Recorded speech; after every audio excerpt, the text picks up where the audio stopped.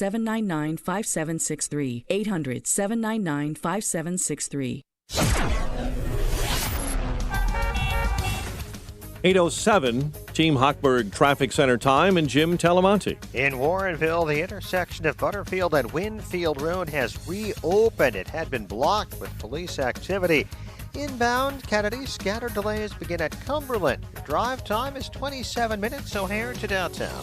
15 from Montrose, 11 in the express lanes, outbound 20 to the airport. At Eisenhower, it's 35 minutes, 390 to downtown, outbound 33 after a collision at North Avenue. Northbound I-55 has heavy roadwork delays right now from Lorenzo Road to Blodgett. The inbound Stevenson is 30 minutes, 355 to the drive. The Ryan, 20 minutes from 95th to downtown. I-57 northbound on the entrance ramp from eastbound Fulmer Road, there's an overturned trailer. That's traffic. I'm Jim Talamonte on AM 560, The Answer. Chicago's Morning Answer continues next. AM 560 Weather Center forecast with our meteorologist, Steve Williams. Cloudy skies, some rain around this morning, maybe a thunderstorm by the time we get to the afternoon, high 74. Evening thunderstorm tonight, otherwise cloudy, low 63. A partly sunny day tomorrow, the high near 85. I'm Steve Williams on AM 560, The Answer. 70 at O'Hare. Next news at 8:30. Chicago's Morning Answer with Dan and Amy continues next on AM 560, The Answer. Listen to AM 560, The Answer, online at 560theanswer.com, on the AM 560 mobile app, on your Alexa-powered smart speaker, on TuneIn, iHeart, and radio.com. This is Chicago's Morning Answer with Dan Proft and Amy Jacobson on AM 560, The Answer.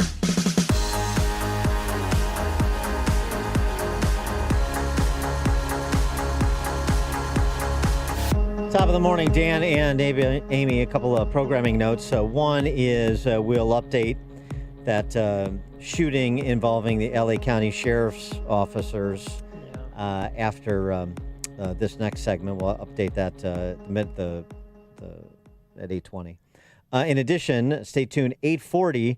What can we expect from President Trump's visit to Kenosha today? We'll ask his son, Eric Trump. Eric Trump joins us at 8:40, so stay tuned for that. And now we turn our attention to some COVID matters, again, with respect to some of the case data.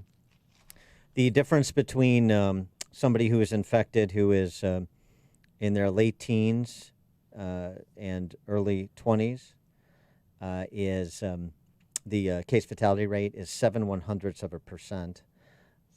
It is 29% for patients 85 or older, 400 times more lethal for patients 85 and older. And it just speaks again to the relative unlikelihood that younger people that say should be in school, not just K through 12, but also in college, should be in school or could be back in the workforce.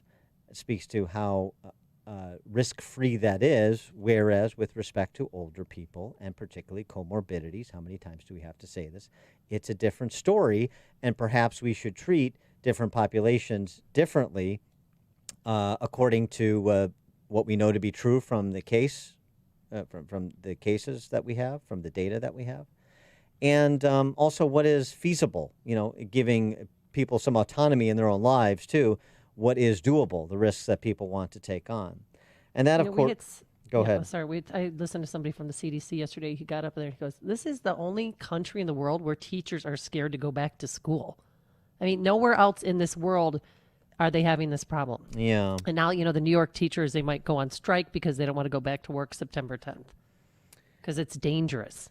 We've seen a little bit of resistance happening in Western Europe. We've had big rallies against some of the lockdown measures in London and Berlin in the last few days. We also have this piece by Gavin Mortimer in Spectator.us.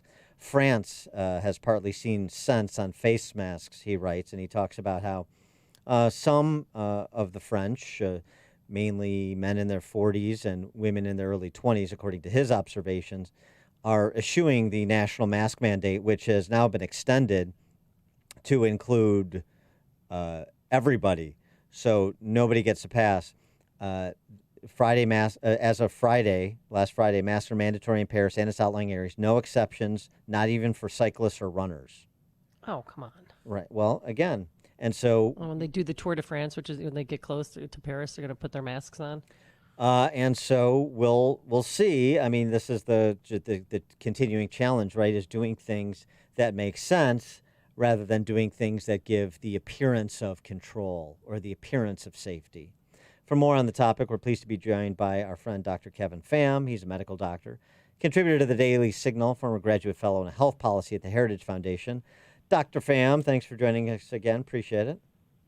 Yeah, absolutely. Thanks so much for having me. Well, you are a positive apostate with this piece that I'm looking at from the Daily Signal, where you argue that a national mask mandate isn't necessary to save lives. That is not what the political class is telling us. And I tend to trust my opinion about these things more than the political class. Probably a good idea. Truth be told. Yeah. Why is it necessary? Yeah, it's unnecessary because if you have a national mask mandate, first off, the authority for a national mask mandate doesn't exist.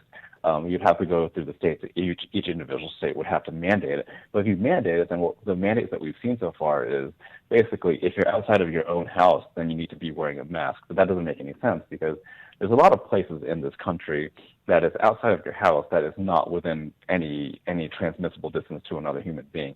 So if you require a person to wear a mask in those periods, we talk about in your own car or out on like a hiking trail, for instance, but even between your car to the grocery store, you're not going to be in close enough contact with another person, not long enough, and you're just not in a situation where you're going to transmit the virus to another person in that environment. Once you get inside, then maybe you're going to want to wear a mask. But where's this enforcement going to happen? Because any mandate that you have is going to require enforcement. Otherwise, a mandate it's just for show. And if a mandate's just for show, then why have it? So if you're going to enforce the thing, you're going to end up enforcing this mandate in very many places where it's not going to be helpful, and that has no public health purpose. Yeah, but if you don't, follow mandates, then you get publicly shamed by your neighbors or your coworkers or people walking down the street that think you're, not a model citizen for not wearing your mask. Right, and then as soon as you start shaming somebody who doesn't feel like they should be shamed, what are they going to do? They're going to do more of what they were doing before, and they're going to make it even more obnoxious. And so this whole COVID thing that it has people all up on each other for doing one thing or not doing that thing has been extremely unhelpful. Like we are reasonably sure that masks work because of just common sense and our experiences. But if we're yelling at everybody who's not wearing a mask, then we're doing exactly the opposite thing that masks are supposed to help with. We're getting right in people's faces and spitting at them, and that's not helpful. Well, yeah, and as I'm wont to say, I have only begun to become obnoxious. You haven't seen obnoxious yet. Just wait. Has he seen your mask that you wear around town? Yeah, the Bane mask from Batman. But here's the thing about here's the thing about that. Again, here I hate to venture into territory where I'm not an expert. But I look at some of the scholarship from physicists, from the people like the physicist from University of Ottawa, Dennis Rancourt, who looked at randomly controlled studies into mask wearing as it pertains to influenza and the protectiveness. And you find a lot of studies that come back with no statistical significance in terms of the protective quality of so many of these masks. And then you get into other issues. Doctors wear masks and surgeons wear masks and so forth. Right, they wear sterilized masks, or you have other professionals who wear fitted masks, and most people are not doing anything of the sort. So a lot of people still walking around just with a bandana over their nose and mouth. I mean, all of this seems to me really based on very thin science. So there's what we think is true, and fine, that's fine. Medical experts, we think this is true. This sort of makes sense. Okay. And then there's actual studies that have looked into it that find out there's no real evidence to support your intuition. Right. And just to bring up the other side, there's also a lot of studies that show correlations between large mask adoption and lower rates of transmission. Correlation. There's science. Correlation, right. Not causation.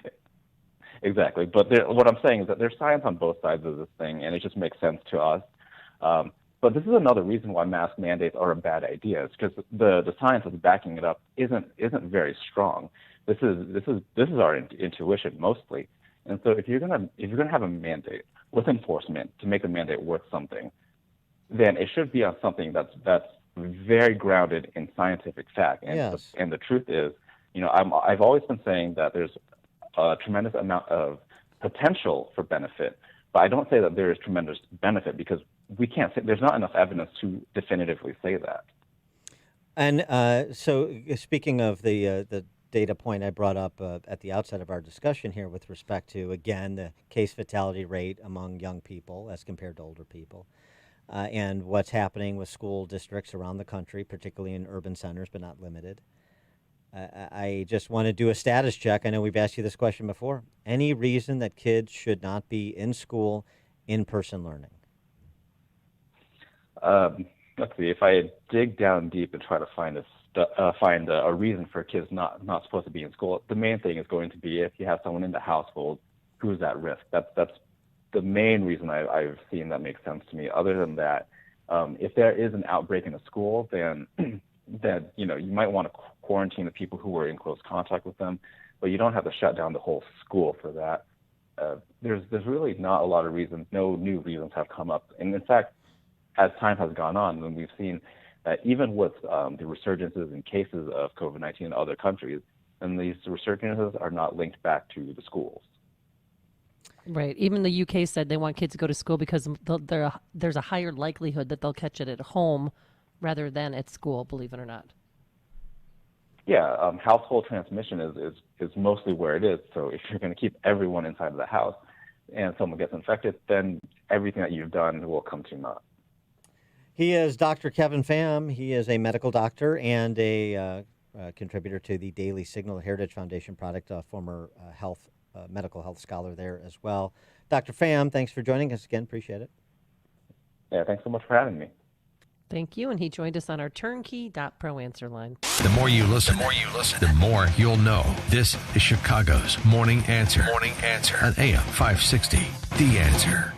Sometimes when it rains, it pours right into your basement. This is Gus from Chicagoland Waterproofing. My mission is to identify why your home is taking on water and fix it. I want you to sleep at night during a rainstorm and not worry about your basement filling up with water. Gus, it's Bernice Mitke. I just want to tell you what a blessed relief it was when I went into the basement to not see a puddle anywhere. So I thank you, thank you, thank you. Bye-bye. From simple sump pumps to complex storm drainage and cracked foundation solutions, Chicagoland Waterproofing's work comes with a lifetime warranty. Plus, a fully licensed plumber is always on staff. Right now, Chicagoland Waterproofing is looking for salespeople with experience in home construction and waterproofing a plus. You'll enjoy flexible hours, great commission, and no cold calling. They've got the leads and offer training on the job. Get all the info or an estimate at ChicagolandWaterproofingPros.com or call 847-296-3500. 847-296-3500. You all know how much I love MyPillow and how much it's changed how I sleep. So when Michael and Dell came out with a new mattress topper, I couldn't wait to try it. And I have to say, I don't know if I like MyPillow or the mattress topper more. It's that good. So get ready for some of the best sleep of your life. Mike's exclusive 3-layer design includes MyPillow foam for support, transitional foam to help relieve pressure points, and ultra-soft patented temperature regulating cover. It's washable and dryable. There's a 10-year warranty. It's made in America and backed by the MyPillow 60-day money-back guarantee. Right now, save 30% on that MyPillow mattress topper when you use promo code Amy, and the